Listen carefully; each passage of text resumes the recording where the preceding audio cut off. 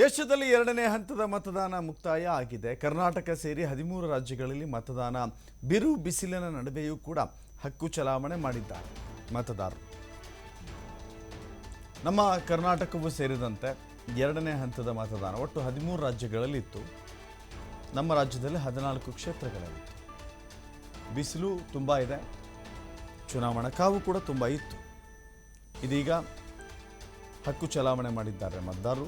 ಸಂಜೆ 6ರವರೆಗೆ ತ್ರಿಪುರದಲ್ಲಿ ಗರಿಷ್ಠ 77.93% ಮತದಾನ ಆಗಿದೆ.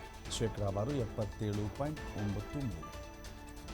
ಉತ್ತರ ಪ್ರದೇಶದಲ್ಲಿ 5 ಗಂಟೆವರೆಗೆ ಅತೀ ಕಡಿಮೆ 52.91. ನೋಡಿ, ಉತ್ತರ ಪ್ರದೇಶದಲ್ಲಿಯೂ ಕೂಡ ಮತದಾನದ ಜಾಗೃತಿ ಎಷ್ಟೊಂದು ಹಿಂದುಳಿದಿದೆ ಅನ್ನೋದು ಗೊತ್ತಾಗುತ್ತೆ.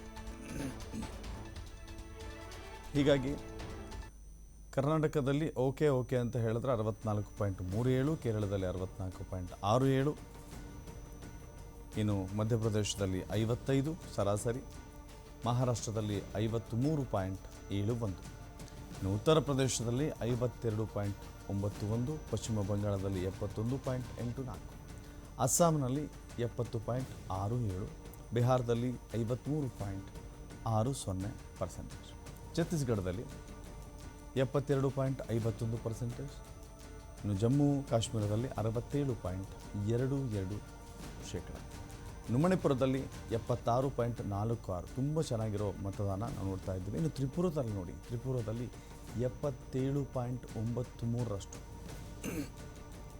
ಅಲ್ಲಿಗೆ ತ್ರಿಪುರ, ಮಣಿಪುರ ಅವೆಲ್ಲವೂ ಕೂಡ ಟ್ರೈಬ್ ಇರುವಂಥ ಜಾಗ ಅಂತ ನಾವು ಅಂದ್ಕೊಳ್ತೀವಿ, ಅನಕ್ಷರ ಇರುವಂಥ ಜಾಗ ಅಂತ ನಾವು ಅಂದ್ಕೊಳ್ತೀವಿ.